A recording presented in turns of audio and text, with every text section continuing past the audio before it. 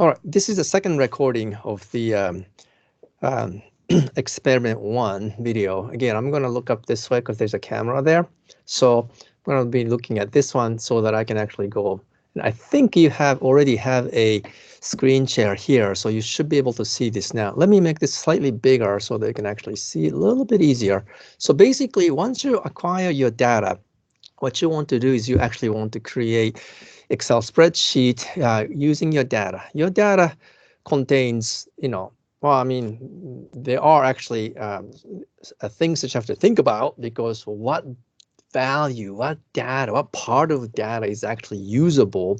Uh, Again, what was your objective? Your objective was to definitively say if your pipetter or pipetters were working or dispensing a correct volume, either dispensing correct volume as an aggregate or your particular pipetter was dispensing correctly. There are ways to identify which micropipetters was working or not working based on the data you have acquired. So you kind of have to think about how to do that. If you don't know, come and talk to me. Right, but you may not know actually how to actually put an error bar. You probably know how to do the the trend line.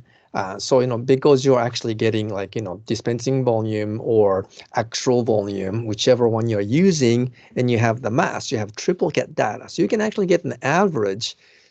So you can probably get a trend line using density or something, But anyways, the point is that you probably know how to do a linear curve. But anyways, let's see. I'm just gonna type in numbers. So let's say I put maybe 1, 2, 3, 4, 5, 6, 7. Oops, let me try that again. Of course, I wasn't looking. 2, um, and somehow it's not giving me 2, 3. Why is it not giving me actual numbers? I don't know. Let's see, 2, 3, 3. So it's not doing that. So let's see, 3. So I'm just going to use different keyboard. 3, 4, 5, 6, 7. Close enough. And then let's see. I'm just going to do 2, 4, 6, 8, 10, 12, and 14. So let's say if you want to do a linear regression or just a trend line curve, you do this and insert scatter graph, and then you know how to do that. That part is fine. I generally recommend students to actually take these minor grids because it just gets in the way when especially when you print and put it on your lab notebook. We don't want extra lines anyways, just makes it difficult to see. So you can just remove that, just click on it and hit delete button on your keyboard. And it'll just, these tick marks will get removed. So now, of course, it looks like, look, it's fine, but then you want to add an error bar, let's say. So of course, you have your error value calculated here. I'm just going to type in something. So I'm just going to put 0.1 or something, 0 0.5, 0 point, I don't know, 33 or something, 0 0.35, 0 point, I don't know, 8, 0 0.1, and then 0 0.13 or something. Doesn't really matter. Let's just make it a little bit, just how about, let's just add, just insert extra lines so that I can just put, X here, and then Y value here, and then, so I'm just going to put error. So that you know what you're dealing with. All right, let's say, for the sake of argument, so if you click on your data, you can see that your columns are set. Of course, x-axis 0 through 8, so obviously it's going from 1 through 7, so that's fine. Once you click on your data set, so let's say I'm just going to click on a button, you can see everything, all the data points are defined. So I'm just going to go to this plus mark and then just go to trend line. Of course, if you click on it, it'll give you a trend line, but also you have an option by going into this. This is, by the way, Office 365 interface.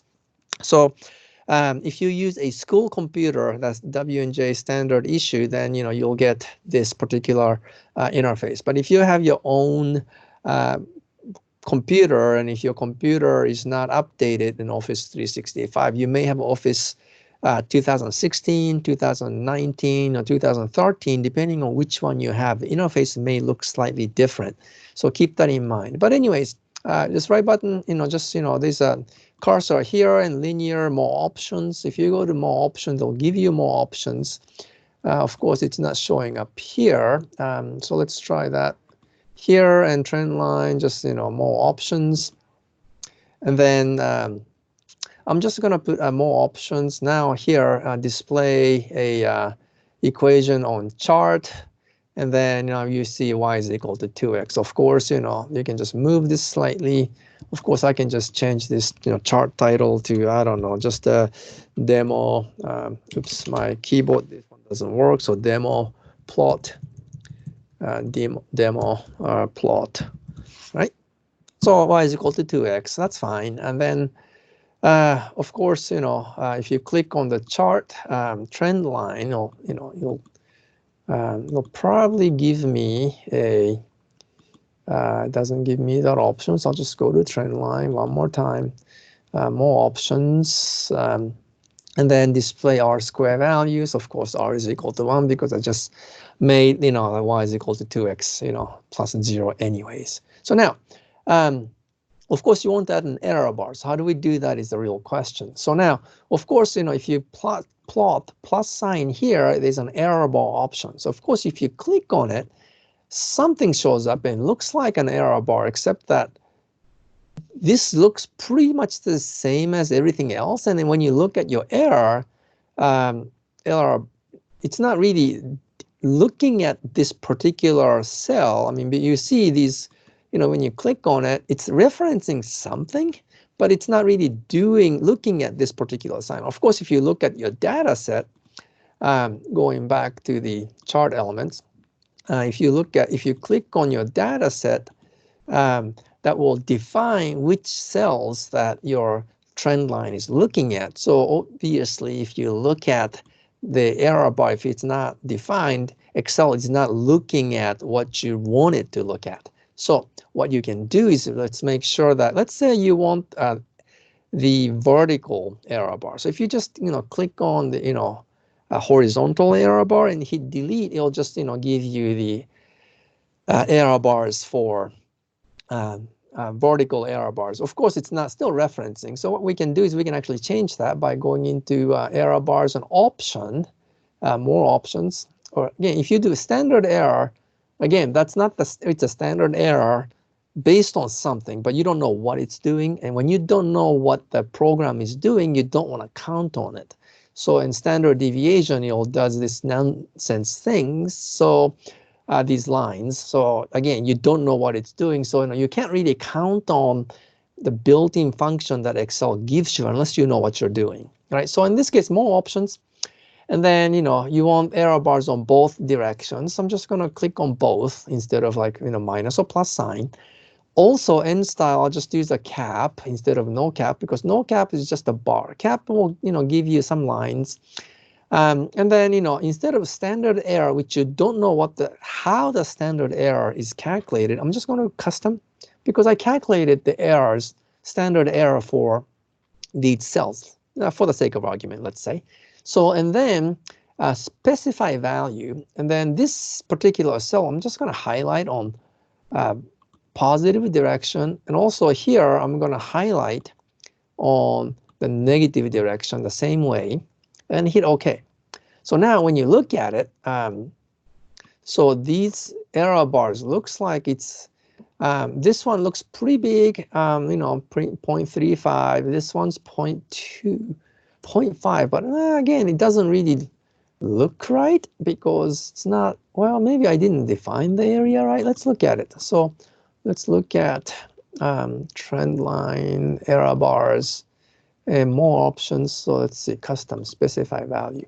Sheet 1, so this area is defined. Sheet, now I'm actually defining one extra cell. So I'm going to try this again. So it's probably just, the cell is shifted by 1 is my guess. Of course, I didn't want to do that. I'm just going to go here, all right, and then OK it. All right, so now, and 0.5. So this cell, so 2, 4, and this is 0.5. Let's make this into 1 or something. So yeah, it's pretty big. And then, you know, if you go to next cell, 0.33, this 0.8 is pretty big. Let's make this into 0.1 or something. And it just, you know, again, here, you know, looks like error bar disappeared, but in reality, this error bar is actually there. So if you look at, if you're not sure, this point right here, 0.1, so these two cells, 0.1 here and 0.1 here, it looks like error bar doesn't, you know, exist. So one thing you can do is you can actually duplicate, Control C, and I'm just gonna create another one here. And then one of the chart that I can do is I'm gonna just define the area into the, let's see, I'm gonna move this one over here. So let's say that defining area flat, actual value here, axis options. I'm just gonna go from maybe 5. So right now its minimum is 0. I'm gonna make this into maybe 4.9. Let me think a little bit. This is a y-axis we are looking at, which is probably good enough. Let's make that, in fact, let's do it this way. I'm gonna make the y-axis maybe 4. No, this is 10. So I'm just gonna put 9.9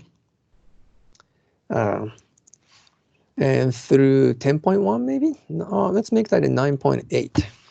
9.8, and then next line 10.2. So then now you can see that, you know, error bar does exist. I'm gonna make this side, I'm gonna change the going from, instead of 0 through 8, I'm just gonna go looking at this area. So maybe 4 through 6 would be probably good enough. 4 through 6. So now you can see that, you know, definitely the error bar does exist. So, you know, you can actually print one of the data point to just make it so that, you know, this point right here does exist as, you know, 0.1 and then 9.9. So it's plus minus 1 range, just so they can demonstrate, you know, in your lab notebook. It's always, you know, if it's not visible at the, you know, current scale, you always want to think about, you know, if a random person who's reproducing your data, you know, can this person reproduce your data and what your data actually looks like? So one of the data points, you know, it looks like this, so you know, error bar is there, so you can see, you can demonstrate that this data point is actually pretty consistent in terms of you know, in your case, dispensing volume. But anyways, so looks like, you know, so you can actually show your error bars. Again, notice that your error bars, as you know, if your pipetter is, you know, consistently dispensing, you know, your error bar inherently is going to be small. So, you know, whether you're doing in mass or volume, however you know, analyze your data. So keep that in mind. But it may be, you know, if it's too small to be seen, then it's worth demonstrating at least one data point to say, like, okay, the error bar is actually there, but, you know, it's pretty consistent. So just so that you know. All right, so going back, this is how to actually set the error bar. So, you know, again, each individual point, these cells, each individual cell is a result of, you know, triplicate data. So you may actually have to do calculations in different cells and then bring your data into your, you know, actual plotting cell, all right, or plotting worksheet. I don't know how you do it or how you will set up your worksheet. I don't really care how you set it up because, you know, again, your goal in this case, right, your objective is to definitively say whether your pipetter or pipetters are dispensing volume, you know, consistently or accurately. Again, how you know, depending on how you handle your data. So keep that in mind. So anyways, that said, I'm going to actually stop the screen sharing right now. So, anyways, so keep that in mind. So that's the goal. So, you know, make sure to do this soonish. The reason why is because if you do this like a couple nights before or a couple days before the due date, you probably won't finish because you'll probably realize after you started analyzing data, you'll probably wonder how or which data you will be actually using. So that's my guess. So it's, again, your post lab is, purposefully not telling you how to draw or how to set up your graph. That's the reason why we do that, right? The reason why we do it this way is because this is set up so that you actually have to analyze what you're going to do. You have to look at it, and you have to use a critical analysis skill, all right, to see what you actually need to put into your data set. Because otherwise, otherwise it's going to be a mechanical work. It's just a mechanical labor, and we don't want you to do that, right? So again, if you have a question, come and see me, and I will help you, all right? I'll make sure that you can actually get to the point where you can actually comfortably and confidently set up your data. I'll guide you through, right? But I'm not telling you how to do that, because this is not about like a mechanical work. Sorry, so keep that in mind. So anyways, again, if you have questions, either team message me, or just come and see me in person. All right, then I'll see you next week or so. All right.